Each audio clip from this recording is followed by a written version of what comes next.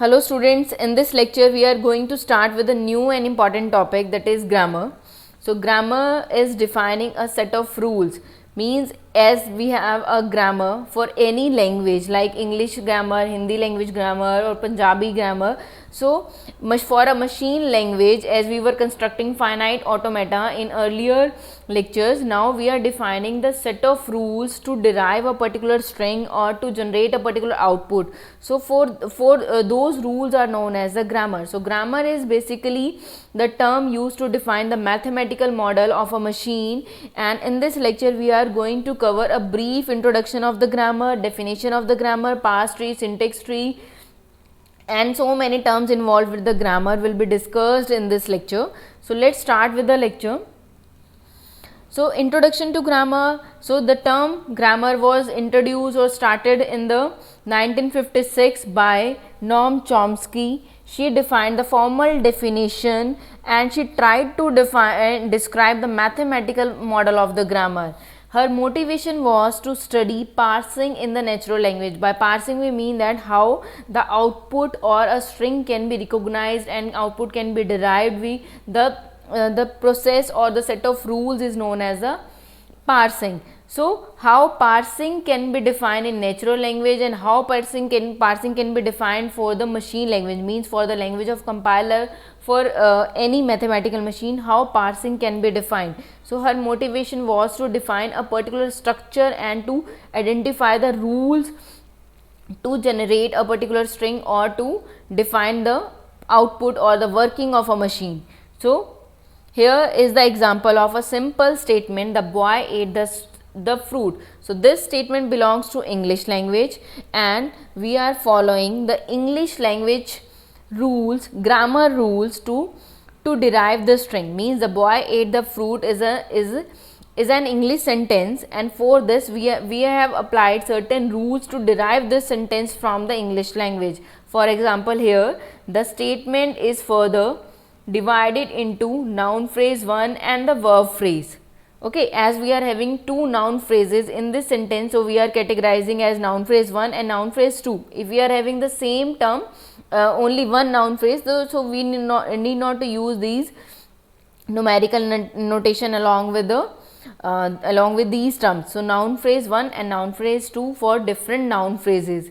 So here, as we have article the at two places in the same sentence, so we are using the term article at both places. So this is the simple hierarchy or the rule of the grammar to derive the string, as noun phrase 1 is further divided into article and noun 1, and article is replaced by the, noun 1 by boy, verb by ate, article by the, and noun 2 by fruit. So this is the simple grammar, English grammar rules or hierarchy to apply to generate this particular string out of the grammar. Okay, so in this way we can define the grammar or the set of rules or the hierarchy for machine languages only also. So in this lecture we are just going to describe how the English sentences can be derived from the English grammar, because we are familiar with English languages. So after that we will move to the machine language, how machine language term output can be derived or the strings can be recognized, like we have done in the earlier lectures with finite automata. Now we are defining the rules for those finite automata.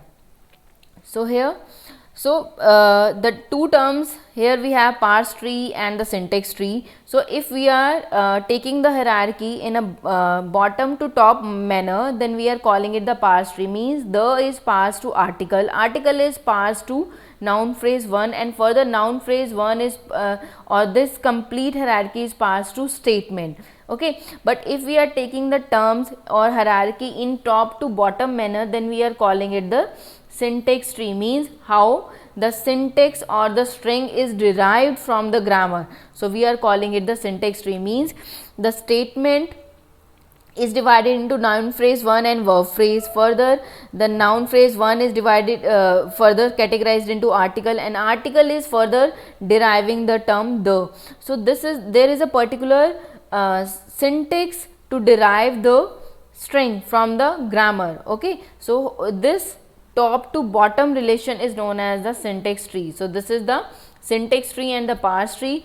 Now what is the derivation tree? When we are deriving the string by the application of some rules, so we can also call it the derivation tree. So from top to bottom, for top to we are going from top to down, we can also call it the derivation tree. How the particular string is derived by application of grammar rules.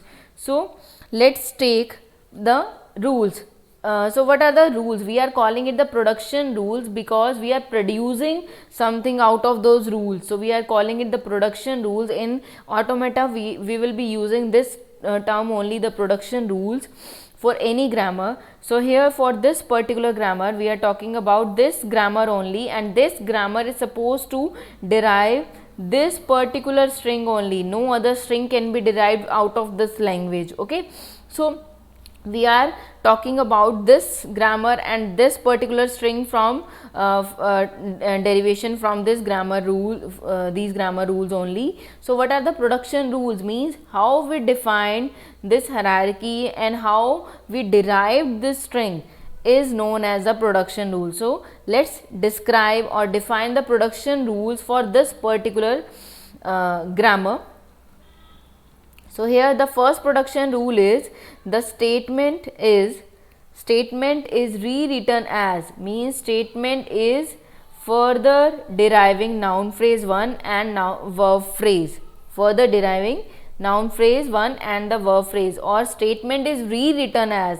This single arrow is representing the term rewritten as noun phrase 1. This NP1 means noun phrase 1 and VP means verb phrase. So we are using the abbreviations for these internal nodes. So these are the internal nodes of the tree. Okay, so here the statement is, this S is representing the statement, or we can say that we are starting the grammar, we are starting the hierarchy or the syntax from the statement. So statement here is the first node to start the grammar. So here S is rewritten as, can be rewritten as noun phrase 1 and the verb phrase. Next rule can be defined as this: noun phrase 1 can be rewritten as article and noun 1. So here article and noun 1, this is defined as a second production rule of this particular grammar. The third is article is deriving the, and fourth is noun 1 is deriving boy, and next rule is verb phrase is deriving verb and noun phrase 2, and noun phrase 2, after that verb is deriving 8. Next noun phrase 2 is deriving article and noun 2. So here is a corresponding production rule or grammar's production rule, and last rule is noun 2 is deriving fruit. So this is the simple method to define the production rules. So these production rules are supposed to derive this particular string only. They cannot derive any other string. So they are supposed to derive this particular string only, and the internal nodes are known as the variables or non-terminals. Okay, variables or non-terminals, we will be taking details of these terms in further slides. Now the leaf of the tree or the final letters or final words of the string are known as the terminals. Means we cannot rewrite them, they cannot be further derived. So once we are at boy, we cannot move on to next level, we cannot move on to the next level in the hierarchy. So we are calling it terminal because we are terminating this path here. So these are the terminals, and the nodes, internal nodes that can be rewritten are known as variable and non-terminal. So these are the basic terms related with the grammar. So these grammar rules are for this particular string only. So let's try to derive this string out of or by the application of these production rules. How we can derive the string? So for derivation we have two different symbols, means once we are defining the production rules, for defining the production rule we will be using these single arrows. So these single arrow are defining the term rewritten as, means left hand side is rewritten as some right hand side. So this is the simple way to define a production rule, right? And if we are using double arrow, that means directly derives, means once we start the process of deriving the string from the statement, means from the first node of the hierarchy or the from the start node, from the S, then we will be using this double arrow, and this double arrow is it can be read as directly derives, means after defining the production rules, once we will be starting with the process of defining the strings or deriving the string out of that from those grammar rules, then we will be using this double arrow. Okay, so here again we are repeating these terms because these terms are the base for further lectures. So here S, article and noun phrase 2 are the variables or non-terminals or the internal nodes of the parse tree or syntax tree, and they can be rewritten as these terms, right? So we are calling them the variables non-terminals, and finally we are using this double arrow to derive the string from the production rules by application of production rules. So here S directly derives this,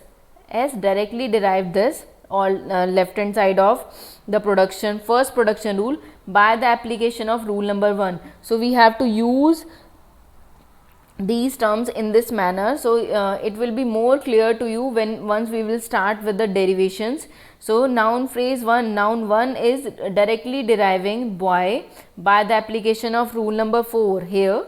So we can say that we are just studying the terms, what we have to pronounce these terms. So noun phrase 2 directly derives this by the application of rule number 7. So this is the directly derives terms from the noun phrase 2. Okay, so we will be using this single arrow while defining the production rules of the grammar, and we will be using double arrow once we will be starting with the derivation process, means for deriving the string by the application of defined grammar production rules, then we will be using this double arrow. So let's start with the derivation. So first we have to start with the first node of the derivation tree or the syntax tree or the parse tree. So here S was the first node, so we are calling it the start symbol, means as we have initial state for any finite automata from where we start with the machine or start receiving the input. For grammar we are having a starting variable. So here the first rule, is defining the start symbol of the grammar. We cannot start by any other grammar to generate this particular string, so we have to start with S only. So we are calling it the start symbol of the grammar. Okay, if we start with any other symbol we cannot derive the complete string. So here the S is the only start symbol for this grammar. So after for defining the derivation, we are directly deriving this from this start symbol by the application of rule number 1. So we are applying rule number 1 to directly derive this term, right? So next we have to check for next replacement, means what rule we can apply for the next derivation. So here NP1, so here NP1 is the next variable to be replaced or rewrite. So here NP1, here we have this production rule corresponding to NP1. So NP1 can directly derive this, and we are already having this VP verb phrase is just rewritten here, and this NP1 has derived this term. Okay, so we are using double arrow by the application of rule number 2. Here you have to write the rule number that you applied during the derivation. So here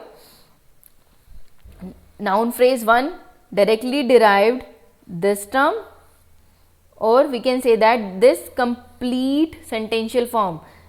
So while derivation we are using the term sentential form. These strings, these complete strings are known as the sentential forms of the grammar. Okay, we will be taking with the definition of sentential form later in the slides. So here the underlined non-terminal or the variable or internal node of the syntax tree NP1 is rewritten as this article and noun 1, and further what we have to do, what next symbol we can replace, we have this as the first, or we can say that next non-terminal or the variable to be replaced. So here we will be replacing next article with the by the application of rule number 3. N1 is copied as it is, and here we have verb phrase.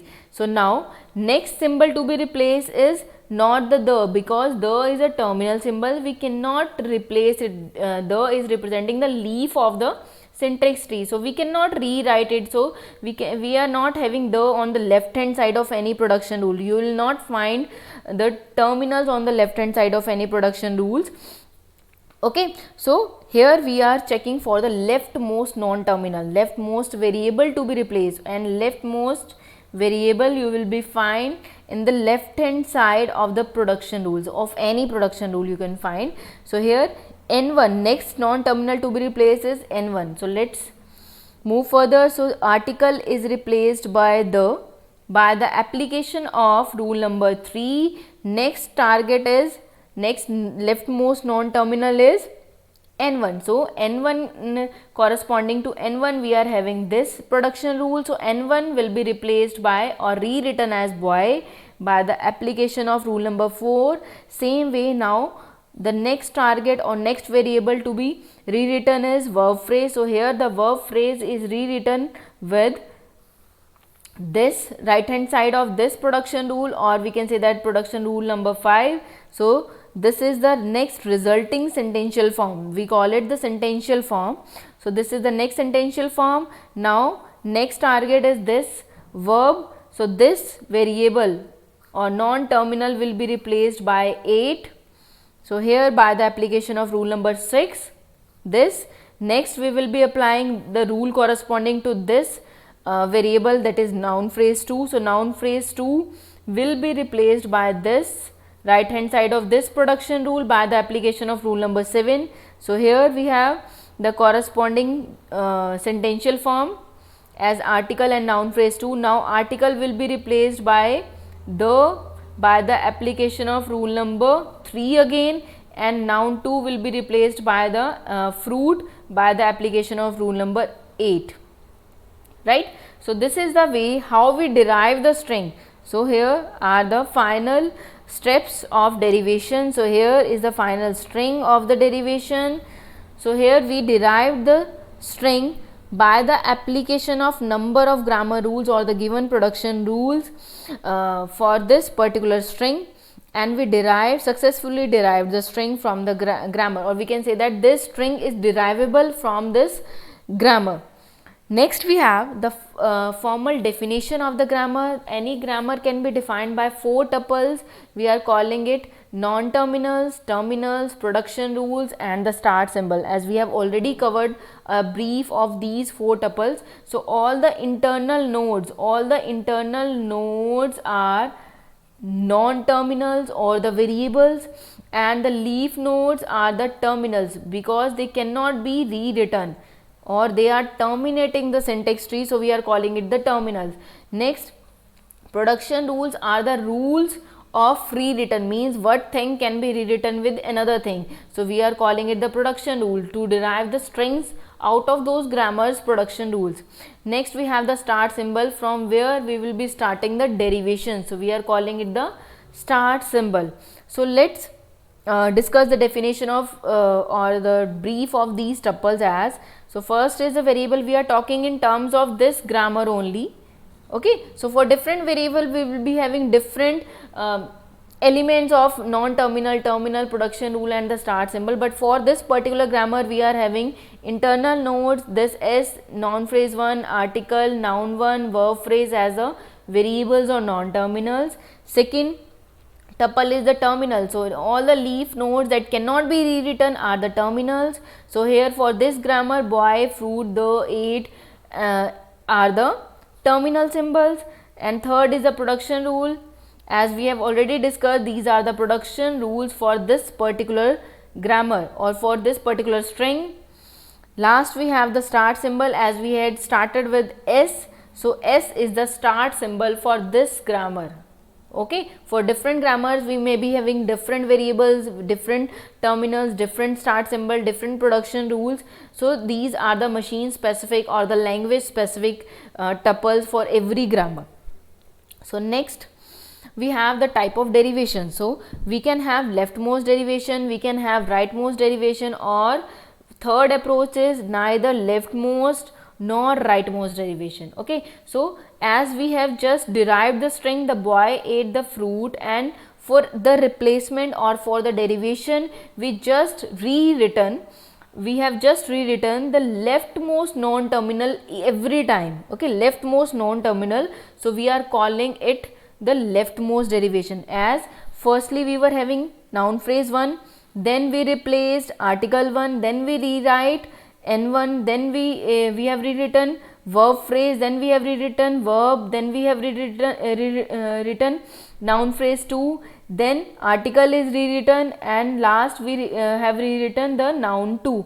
So we have followed the leftmost derivation, as we have always replaced the leftmost non-terminal in every sentential form. Okay, so sentential form is the combination of variables and the terminals, and that is generated during the derivations. Okay, so if we are having approach, or if we derive the string by replacing the rightmost non-terminal for every sentential form, then we are calling it the rightmost derivation. And we can have the mix of left and right, means if on first time I am replacing the leftmost non-terminal, maybe for next time I am replacing the rightmost terminal. So we can have mix of leftmost and rightmost, but it is always better to be to stick to one rule, either we go with leftmost or rightmost, and generally we follow the leftmost derivation rule only. Okay, so next we have the sentential form. So sentential form is derived is generated by using this double arrow, or double arrow is representing directly derives. So all these strings of terminals and non-terminals are representing the sentential forms. Okay, so these sentential forms are generated while derivation, means while deriving the string we come across the sentential forms. So by the application of a particular grammar rule, so we can write it as, here alpha is one sentential form and beta is another sentential form. We can say that this is alpha, and this alpha is deriving next sentential form, this beta. So here this alpha is deriving next sentential form beta by the application of rule number. Here the rule number, I think third rule is applied here. So by the application of rule number n, so rule number can be written with the double arrow that we have applied to derive next sentential form. Okay, so here we can also write the star here as alpha dash is deriving beta dash by the application of 0 or more production rule. So we can write or we can write directly the beta dash, or we can say that we can skip the steps by using star or by using multiple application rule number at the same time with a single arrow, as this alpha is deriving beta by the application of rule number 2 and 7. Same way here the beta dash is derived from alpha dash by the application of 0 or more rules. So for this particular grammar we can say that S is deriving the string, the complete string, the boy ate the fruit, by the application of 0 or more production rule. So we can also directly write it like this with the help of star, means we have applied 0 or more production rules to derive the string. Okay, so but in examination you must write the complete step of leftmost derivation. For every step you must replace one non-terminal with the left hand side of the production rule, and then right hand side of the production rule, and also you need to write the application rule that you have, rule number that you have applied to derive next sentential form. So you must follow these steps, but we can also go with these syntaxes. So thank you. In next lecture we will be practicing more of the examples for this for the languages, and how to detect the language of a grammar, and how to write the grammar for a particular or language. So we will be taking these topics in the further lectures.